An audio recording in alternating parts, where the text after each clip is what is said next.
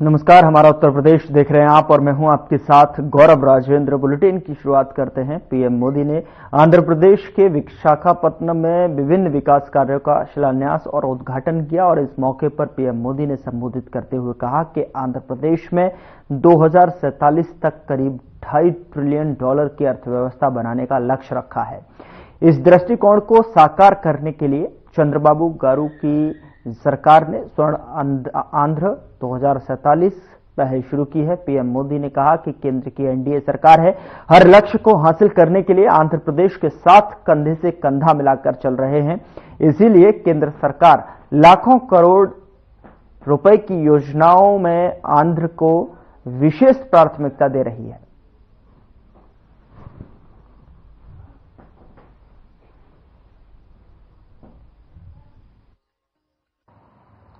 आंध्र प्रदेश ने 2047 तक राज्य को करीब करीब $2.5 ट्रिलियन की इकोनॉमी बनाने का लक्ष्य रखा है। इस विजन को साकार करने के लिए चंद्रबाबू गारू की सरकार ने स्वर्ण आंध्र एट 2047 की पहल की है। इसमें केंद्र की एनडीए सरकार भी आंध्र प्रदेश के हर लक्ष्य के साथ कंधे से कंधा मिलाकर चल रही है। इसलिए केंद्र सरकार लाखों करोड़ की योजनाओं में आंध्र को विशेष प्राथमिकता दे रही है। आज यहां 2 लाख करोड़ रुपए से ज्यादा के प्रोजेक्ट का उद्घाटन और शिलान्यास किया गया है। ये प्रोजेक्ट्स आंध्र प्रदेश को विकास को नई ऊंचाई देंगे। मैं इन डेवलपमेंट प्रोजेक्ट के लिए आंध्र प्रदेश समेत पूरे देश को बधाई देता हूं। साथियों, आंध्र प्रदेश अपने इनोवेटिव नेचर के कारण आईटी और टेक्नोलॉजी का इतना बड़ा हब है। अब समय है आंध्र नई फ्यूचरिस्टिक टेक्नोलॉजीज का सेंटर बने। जो टेक्नोलॉजीज अभी डेवलप ही हो रही है, हम अभी से उनमें लीड लें। आज ग्रीन हाइड्रोजन का इस्तेमाल ये ऐसा ही उभरता हुआ क्षेत्र है। भविष्य में विशाखापट्टनम दुनिया के उन गिने चुने शहरों में होगा जहां इतने बड़े स्केल पर ग्रीन हाइड्रोजन प्रोडक्शन की फैसिलिटी होगी। इस ग्रीन हाइड्रोजन हब से अनेक जॉब अपॉर्चुनिटीज तैयार होगी। साथ ही आंध्र प्रदेश में मैन्युफैक्चरिंग इकोसिस्टम भी डेवलप होगा। साथियों, आज मुझे नक्कापल्ली में बल्क ड्रग पार्क प्रोजेक्ट का शिलान्यास करने का अवसर भी मिला है। आंध्र प्रदेश देश के उन 3 राज्यों में से एक है जहां इस तरह के पार्क की स्थापना की जा रही है। इस पार्क में मैन्युफैक्चरिंग और रिसर्च के लिए बेहतरीन इंफ्रास्ट्रक्चर तैयार किया जाएगा।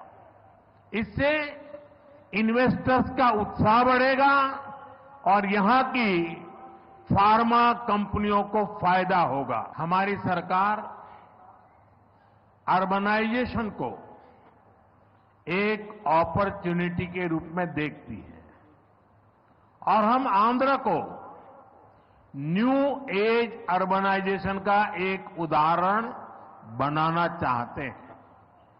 इसी विजन को साकार करने के लिए आज कृष्णापट्टनम इंडस्ट्रियल एरिया यानी क्रीज सिटी का फाउंडेशन स्टोन रखा गया है। ये smart city Chennai Bengaluru industrial corridor का हिस्सा बनेगी। इससे आंध्र में थाउजेंड्स ऑफ करोड़ का इन्वेस्टमेंट आएगा और लाखों इंडस्ट्रियल जॉब तैयार होगी। उधर प्रयागराज में आयोजित हो रहे महाकुंभ के लिए अखाड़े पहुंच चुके हैं। बुधवार को भी 3 अखाड़ों ने प्रवेश किया। 9 जनवरी को सीएम योगी भी महाकुंभ नगर के दौरे पर रहेंगे। कुंभ 2025 के शुरू होने में कुछ ही दिन रह गए हैं और इस भव्य आयोजन के लिए साधु संत यूपी के प्रयागराज पहुंच रहे हैं। देश विदेश से भक्तों और श्रद्धालुओं का जमावड़ा महाकुंभ नगर पर पहुंच रहा है। महाकुंभ में घोड़े, हाथी और गाड़ियां भी जो है नागा सन्यासी पहुंच रहे हैं। हिंदू जिंदल परिवार भी प्रयागराज पहुंचे।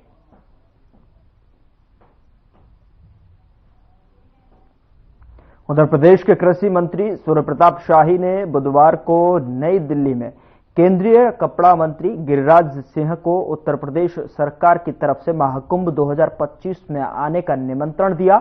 उन्होंने केंद्रीय मंत्री को अवगत कराया कि यह ऐतिहासिक आयोजन 13 जनवरी से 26 फरवरी 2025 तक प्रयागराज में होगा और प्रधानमंत्री नरेंद्र मोदी की प्रेरणा और मुख्यमंत्री योगी आदित्यनाथ के नेतृत्व में इसे दिव्य, भव्य और पर्यावरण अनुकूल बनाने के लिए विशेष तैयारियां की जा रही हैं।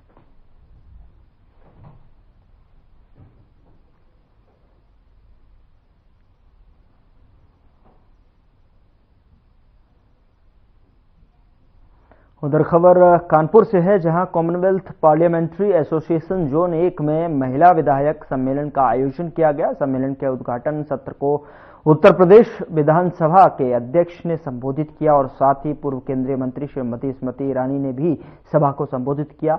सभा को संबोधित करते हुए उन्होंने विधायिका में महिलाओं की सशक्त भागीदारी और उनकी प्रभावशाली भूमिका पर विचार व्यक्त किए। साथ ही आपको बता दें कि स्मृति ईरानी ने महिला सशक्तिकरण के महत्व को रेखांकित करते हुए उनके सामाजिक, राजनीतिक और विधायी योगदान पर भी प्रकाश डाला।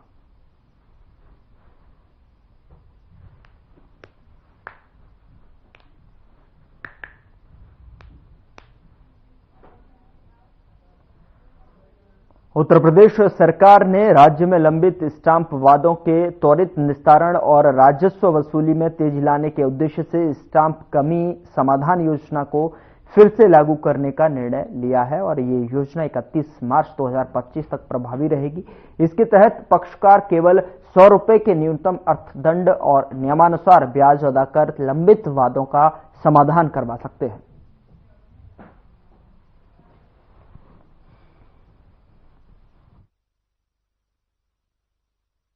जो दंड का प्रावधान है, वो सब दंड के प्रावधान का भी पेनाल्टी सब जमा करना पड़ता है। आज उत्तर प्रदेश के अंदर लगभग 50,000 के आसपास मुकदमे पेंडिंग हैं अलग अलग न्यायालय में। डिस्ट्रिक्ट स्तर पर एआईजी के यहाँ, एडीएम फाइनेंस के यहाँ, डीएम के यहाँ, डीआईजी के यहाँ, revenue board, high court, supreme court में यह मुकदमे पेंडिंग हैं। अब इसमें 3 तरह के होते हैं। जो स्टाम्प कमी है या स्टाम्प चोरी है वो रहता है, प्लस उस पर पेनाल्टी रहता है, प्लस उतना दिन तक वो जो पैसा अपने पास रखा रहा चोरी वाला, माना कि आपके पास 10 लाख रुपए स्टाम्प कम था तो 10 लाख रुपए 3 साल बाद आएगा निर्णय, तो 3 साल तक आपको ब्याज भी देना पड़ता है। प्लस 10 लाख का चोरी है तो अलग अलग अधिकार दिया गया है जिलाधिकारी को, रेवेन्यू बोर्ड को, डीआईजी को, एआईजी को के पेनल्टी लगाने के लिए, तो पेनाल्टी भी बढ़ जाता है। अभी माननीय मुख्यमंत्री जी ने जनता को बड़ी राहत देते हुए पेनाल्टी कर दिया है केवल 100 रुपए। 1 टाइम सेटलमेंट समाधान योजना लेके आए हैं। यह 31 मार्च तक के लिए है। 31 मार्च में आपके ऊपर माना कि 50 लाख रुपए पेनाल्टी लगी है, आपके ऊपर 10 लाख पेनाल्टी लगी है आपके ऊपर, तो वो सारे पेनाल्टी केवल 100 रुपए जमा करते हुए आपका जो स्टाम्प कमी है वो उसका ब्याज जमा करेंगे। जो पेनाल्टी है 10 लाख, 1 लाख, 5 लाख, 50 लाख, वह छोड़ दिया जाएगा जो स्कीम में आता है। यह 31 मार्च तक के लिए किया गया है। यह एक सिंपल सा फॉर्मेट जो रजिस्ट्री दफ्तर में रहेगा, स्टाम्प विभाग के पोर्टल पर रहेगा। कोई भी व्यक्ति अपना नाम भरते हुए कि मेरा वार्ड संख्या फला, यहाँ पर यह वार्ड चल रहा है, कहीं एआईजी क्या है, कहीं डीआईजी क्या है, कहीं एडीएम फाइनेंस क्या है, कहीं डीएम क्या, तो वह डालते हुए आवेदन कर देगा। तो उस पर जितनी पेनाल्टी है वह माफ करके वह मुकदमे खत्म कर दिए जाएंगे। यह एक माननीय मुख्यमंत्री ने जनहित में बड़ा निर्णय दिया है और इससे कम से कम 50,000 परिवार को इसके लाभ मिलेगी। यह प्रयास किया जाए आपके माध्यम से यह जन जन तक जानकारी पहुंचे। लोगों को जानकारी नहीं होने से लोग इस योजना का लाभ नहीं ले पाते हैं। तो हम सबको बस यही कहना था कि इसके आपके माध्यम से जन जन तक बात पहुंचे। यह प्रेस नोट्स में सारा डिटेल दे दिया हूं, कुल कितना मुकदमा है, कहां मुकदमा है और कैसे आवेदन करेंगे, ये सारे इसमें आपके फाइल में जा गया है। कहां कहां केस हमारे कितने पेंडिंग हैं, तो आपके माध्यम से जन जन तक ये विषय पहुंचे, इतना ही हम सबका कहना था। कितने मामले टोटल है? हाँ, ये कुल मुकदमा चल रहा है इस समय 53,831। और कितना मतलब जो पैसा कितना इन्वॉल्व है, बिना सब कुछ होगा? विभाग का जो अमाउंट है वह है 5497 करोड़, 5,497 करोड़ रुपए की है। इसमें जो पेनल्टी वाला कितना पैसा हुआ, अलग अलग बैकअप है इसका? वो अलग अलग बैकअप है ना, हर केस का अलग अलग है। छोटा अमाउंट होता है, बड़ा अमाउंट होता है, वो आएगा अलग से। तो ये सबको इसका लाभ मिल जाएगा। बहुत सरल सहज किया गया है कि कोई भी व्यक्ति खुद ही जा करके सिंपल सा इस फॉर्मेट पर सादे पन्ने पर बना करके दे देगा कि मेरा यह मुकदमा है, हम ओटीएस के समाधान के चाहते हैं लाभ लेने के लिए, तो उसको ये लाभ मिल जाएगा इसका। 28वें राष्ट्रीय युवा उत्सव 2025 में उत्तर प्रदेश के प्रतिभागी दल का फ्लैग ऑफ कार्यक्रम आयोजित किया गया और आपको बता दें कि जिसमें मुख्यमंत्री योगी आदित्यनाथ शामिल हुए और प्रतिभागी दल को हरी झंडी दिखाकर रवाना किया।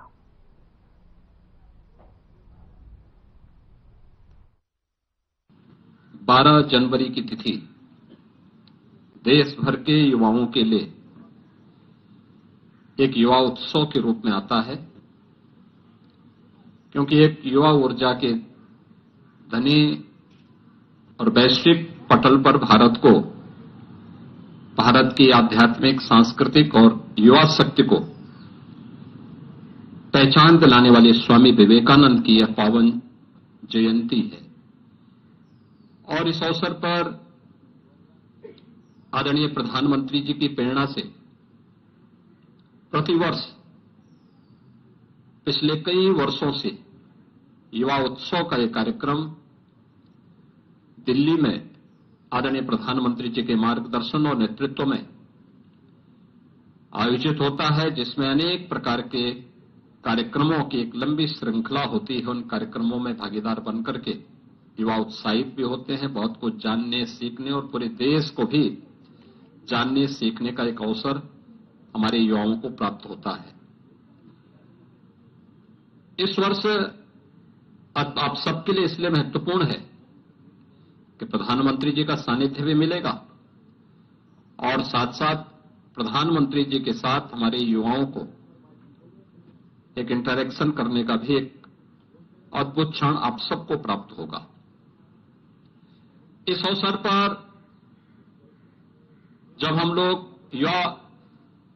राष्ट्रीय युवा उत्सव के लिए इस प्रतिभागी टीम को यहां से रवाना कर रहे हैं, तो 3 प्रकार के आयोजन में आपको भागीदार बनना है। एक, प्रधानमंत्री मोदी जी ने देश के सामने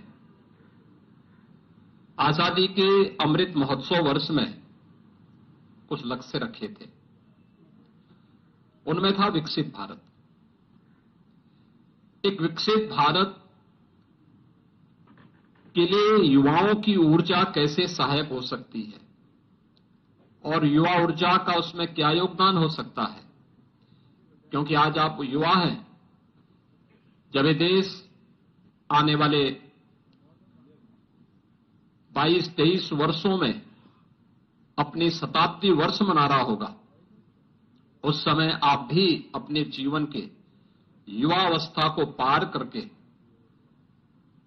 आगे बढ़ चुके होंगे, जीवन के अलग अलग क्षेत्र में कार्य कर रहे होंगे उन स्थितियों में उस समय का भारत कैसा चाहिए, उस भारत के निर्माण की कार्य योजना जो आज देश के अंदर तैयार हो रही है, उस कार्य योजना में कौन कौन से ऐसे महत्वपूर्ण पहलू होंगे जिनको हम आगे बढ़ा करके लेके चल सकते हैं। एक पक्ष विकसित भारत को लेकर के युवाओं की क्या भूमिका होने वाली है, दूसरा जीवन के प्रत्येक क्षेत्र में, जिस भी क्षेत्र में हम काम कर रहे हैं उसमें युवाओं की क्या भूमिका होगी। खासतौर पर एक युवा सार्वजनिक जीवन में आता है, उसके बाद संवाद की कला है कि नहीं है। एक राजनेता वही सफल हो सकता है जिसमें संवाद की कला हो। अगर वह संवाद की कला में माहिर नहीं तो वह कभी सफल राजनेता नहीं हो सकता है। और युवा संसद के आयोजन के कार्यक्रम के साथ आप सबको जुड़ने का अवसर प्राप्त होगा। हम लोग बहुत बार कहते हैं इस बात को कि परंपरागत छात्र संघ के चुनाव की बजाय हमें अपने विश्वविद्यालयों में, महाविद्यालयों में युवा संसद को प्रमोट करना चाहिए, जिससे एक नई पीढ़ी को हम वहां से आगे बढ़ा सकें। लीडरशिप का गुण क्या होना चाहिए, उसकी समाज के प्रति और अंतिम पायदान पर बैठे हुए व्यक्ति के प्रति क्या संवेदना होनी चाहिए। वह जीवन में, सार्वजनिक जीवन में राजनेता के रूप में काम कर रहा हो, प्रशासन या पुलिस अधिकारी के रूप में कार्य कर रहा हो, एक अन्नदाता किसान के रूप में, प्रगतिशील किसान के रूप में या युवा उद्यमी के रूप में काम करना चाहता हो, किसी भी क्षेत्र में वो काम करे, लेकिन अगर उसके मन में राष्ट्रीयता का भाव नहीं है, अगर उसके मन में अपनी मातृभूमि के लिए प्यार नहीं है, अगर उसके मन में अपनी जनता के प्रति और अपने नागरिकों के प्रति संवेदना नहीं है, तो फिर उसकी प्रगति का कोई मायने नहीं है। और उस दिशा से हमारी युवाओं की क्या भूमिका हो सकती है, इन सभी कार्यक्रमों के साथ साथ अन्य अनेक कार्यक्रमों के साथ सांस्कृतिक कार्यक्रम होंगे, कौशल विकास से जुड़े हुए कार्यक्रम होंगे या जीवन से जुड़े हुए अन्य तमाम कार्यक्रमों के साथ जुड़ने का भी एक अवसर आपको प्राप्त हुआ होगा। और इस युवा महोत्सव के अवसर पर भी आपको उन आयोजनों के साथ जुड़ने का एक अद्भुत क्षण आपके सामने होगा। आप सभी 63 युवा उत्तर प्रदेश का प्रतिनिधित्व करके राष्ट्रीय महोत्सव का भाग बन रहे हैं। इस अवसर पर मैं आप सबको अपनी शुभकामनाएं देता हूं और विश्वास व्यक्त करता हूं कि उत्तर प्रदेश की विरासत और विकास की इस यात्रा में आप सब इसके सहभागी बने हैं। आप में से बहुत सारे युवा उत्तर प्रदेश की इस यात्रा को देख रहे हैं। पिछले 7-8 वर्षों के अंदर उत्तर प्रदेश जिस विकास की यात्रा को तेजी के साथ आगे बढ़ाया है, जिसने आज से 10 वर्ष पहले के उत्तर प्रदेश को देखा होगा, उसका स्मरण शक्ति अगर इतनी मजबूत है तो वह उस समय अपने को उत्तर प्रदेश का वासी कहने में संकोच करता था। जहां सुरक्षा का वातावरण नहीं था, दंगा होते थे, व्यापक अराजकता थी, गुंडागिर्दी थी, विकास के पायदान पर हम पीछे थे। आबादी में उत्तर प्रदेश देश की नंबर 1 स्थान पर आता था, लेकिन अर्थव्यवस्था में 6-7वें पायदान पर था। हर एक क्षेत्र में पिछड़ता हुआ उत्तर प्रदेश पिछले 7-8 वर्षों में देश के अग्रणी राज्यों में खड़ा हुआ है। तो इसके पीछे की सफलतम कहानी को जिन लोगों ने नजदीक से देखा है, वे वर्तमान को भी और भावी पीढ़ी को भी अगर इसके बारे में अवगत कराएंगे तो उन्हें प्रगति की सही मानक की जानकारी होगी। और मुझे लगता है यह आपके लिए अत्यंत महत्वपूर्ण है कि आप इन सब मुद्दों पर आगे बढ़ाते हुए एक समृद्ध आध्यात्मिक और सांस्कृतिक विरासत हमारे साथ में परंपरा के साथ जुड़ी हुई है, तो साथ साथ वर्तमान उस विरासत को ध्यान में रख करके विकास की प्रक्रिया के साथ एक उज्जवलमय भविष्य की रूपरेखा को तैयार कर रहा है। और उस उज्जवलमय भविष्य की रूपरेखा को और मजबूती प्रदान करने के लिए आज आप सबको राष्ट्रीय युवा महोत्सव में भागीदार बनने का एक सौभाग्य प्राप्त होने जा रहा है, जिसमें रक्षा मंत्री जी के साथ भी, प्रधानमंत्री जी के साथ भी आपको एक इंटरेक्शन का अवसर प्राप्त होगा। इस अवसर पर मैं आप सबको हृदय से अपनी शुभकामनाएं देता हूं और विश्वास है कि आप वहां जाकर के उत्तर प्रदेश के अमिट छाप को प्रस्तुत करने में सफल होंगे। उत्तर प्रदेश की अलग अलग क्षेत्रों के सांस्कृतिक कार्यक्रमों को, उत्तर प्रदेश के वन डिस्ट्रिक्ट वन प्रोडक्ट की प्राचीन उस विधा को, जो कौशल विकास का एक अद्भुत उदाहरण था, उसको भी वहां प्रस्तुत करने में सफल होंगे। मैं युवा कल्याण विभाग से कहूंगा कि जब स्किल डेवलपमेंट की बात होती तो स्किल डेवलपमेंट केवल वह नहीं है जो आज हम देख रहे हैं, वह भी स्किल डेवलपमेंट था जिसने कभी मुरादाबाद को ब्रॉस के एक महत्वपूर्ण केंद्र के रूप में विकसित किया होगा, उसका एक केंद्र बनाया होगा। वह भी महत्वपूर्ण था जिसने अलीगढ़ को हार्डवेयर के एक सेंटर के रूप में, फिरोजाबाद को जिन्होंने ग्लास से जुड़ी हुई प्रोडक्ट के मैन्युफैक्चरिंग का एक केंद्र बनाया होगा, जिन्होंने लखनऊ को चिकनकारी के एक महत्वपूर्ण केंद्र के रूप में विकसित किया होगा, जिन्होंने मेरठ को स्पोर्ट्स आइटम के लिए विकसित किया होगा, जिन्होंने सहारनपुर को वुडन वर्क के लिए आगे बढ़ाया होगा। यानी वन डिस्ट्रिक्ट वन प्रोडक्ट का यह कार्य, चाहे वह भदोही की कालीन हो या फिर वाराणसी का रेशम के वस्त्र, ये सभी आप प्राचीन विरासत के प्रतीक हैं। सरकार आज उसे वन डिस्ट्रिक्ट वन प्रोडक्ट के रूप में प्रमोट कर रही है। वह भी कौशल का एक तरीका है, एक माध्यम है। हम उस विरासत को भी अपनी आध्यात्मिक और सांस्कृतिक विरासत के साथ साथ कौशल विकास की सुविधा को भी अपनी विरासत के रूप में आगे बढ़ाने का काम कर रहे हैं। इसमें और क्या कुछ हो सकता है, एक जानने का अवसर प्राप्त होगा। आप सबके प्रति मेरी मंगल में शुभकामनाएं। धन्यवाद। जय हिंद।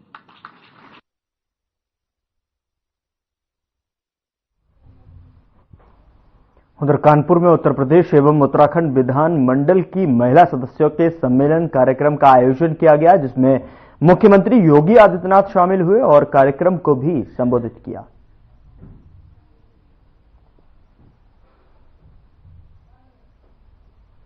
एसोसिएशन के इस महत्वपूर्ण जोन से जुड़े हुए उत्तर प्रदेश उत्तराखंड के महिला सदस्यों का कानपुर में इस सम्मेलन में हृदय से स्वागत करता हूं। मैं धन्यवाद देता हूं विधानसभा के अपने माननीय अध्यक्ष जी को, जिन्होंने कॉमनवेल्थ पार्लियामेंट्री एसोसिएशन की इस पहल को आगे बढ़ाने के लिए, इस आयोजन को सफलता की एक नई ऊंचाई तक पहुंचाने के लिए वे रुचि लिए और आज आप सब बहनों की उपस्थिति यहां कानपुर में हुई है। वैसे भी उत्तर प्रदेश विधानसभा पिछले 2.5-3 वर्ष के अंदर अपने इनोवेशन के लिए जानी जा रही है, नए नए प्रयोगों के लिए जानी जा रही है। देश के अंदर किसी भी एक विधानसभा ने ई विधान को लागू किया, उसमें से उत्तर प्रदेश विधानसभा नंबर 1 पर आती है, पहले नंबर पर है, जिसने ई विधान को सफलतापूर्वक लागू करके पेपरलेस विधानसभा भी हो सकती है। पार्लियामेंट्री डेमोक्रेसी में इन बातों को हम केवल देख नहीं समझ, बल्कि वहां पर केवल बोल नहीं सकते, बल्कि उसका अनुभव भी कर सकते हैं। उत्तर प्रदेश विधानसभा में बुलेटिन में मेरे साथ इतना ही, पर अब वक्त हो चला है डॉक्टर राकेश गुप्ता के साथ हमारे खास कार्यक्रम प्लस माइनस।